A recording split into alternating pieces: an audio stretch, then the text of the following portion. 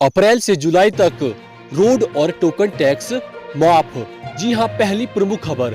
हिमाचल के पब्लिक ट्रांसपोर्टरों को सरकार ने बड़ी राहत दी है। पब्लिक ट्रांसपोर्टरों को अब अप्रैल से जुलाई माह तक का टैक्स नहीं देना पड़ेगा। हालांकि मार्च महीने के सभी टैक्स देय होंगे। जिन्होंने अभी तक यह टैक्स नहीं भरे हैं उनसे यह अगस्त महीने में लिया जाएगा।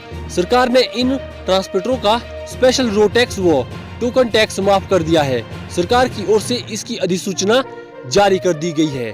अगली खबर, एक राष्ट्र एक राशन कार्ड से मजदूरों को मिलेगी राहत। जी हां, केंद्रीय उपभोक्ता मामले, खाद्य एवं सार्वजनिक वितरण मंत्रालय ने 30 जून तक पूरे देश में एक राष्ट्र एक राशन कार्ड योजना लागू करने की घोषणा की है। प्रदेश सरकार ने केंद्र सरकार की इस योजना की सराहना की है। मुख्यमंत्री जयराम ठाकुर ने वीरवार को कहा है कि इस योजना से प्रदेश के लाखों लोगों को राहत मिलेगी। योजना के तहत देश में किसी भी उचित मूल्य की दुकान से मजदूर राशन ले सकेंगे। अगली खबर, हिमाचल में जून से स्कूलों में रौनक। जी हां, ये भी एक खबर निकल कर आ रही है। हिमाचल प्रदेश में 31 मई के बाद स्कूलों में रौनक लौट सकती है। हालांकि जिन स्कूलों में 20 से कम छात्र होंगे उन्हीं स्कूलों में सरकार कक्षाएं शुरू कर सकती है। ऐसे में प्राइमरी स्कूल खोलने को लेकर सरकार कोई फैसला ले सकती है। शिक्षा मंत्री सुरेश भारद्वाज ने इसको लेकर गुरुवार को संकेत दिए हैं। उन्होंने कहा है कि प्रदेश की स्थिति को देखते हुए लगता नहीं है कि 31 मई तक स्कूल कॉलेजों को खोला जा सके।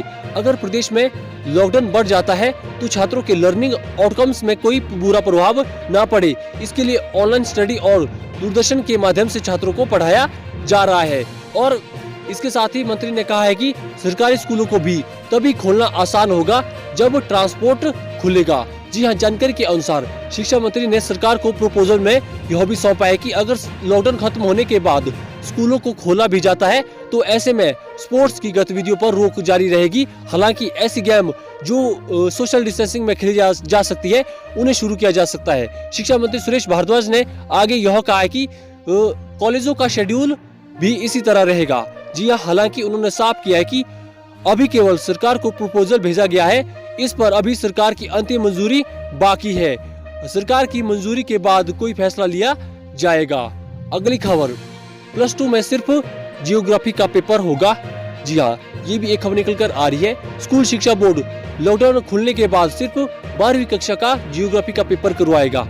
इस दौरान शेष रह गए ऑप्शनल पेपर नहीं लिए जाएंगे। इन पेपरों के प्रैक्टिकल और इंटरनल असेसमेंट के मार्क्स छात्रों को दिए जाएंगे। शिक्षा मंत्री ने बताया कि 10वीं के पेपर शिक्षकों को चेक करने के लिए दिए गए हैं। उन्हें 10 दिन के अंदर यह पेपर चेक करने होंगे। इसके बाद बोर्ड द्वारा 10वीं का रिजल्ट घोषित कर दिया जाएगा।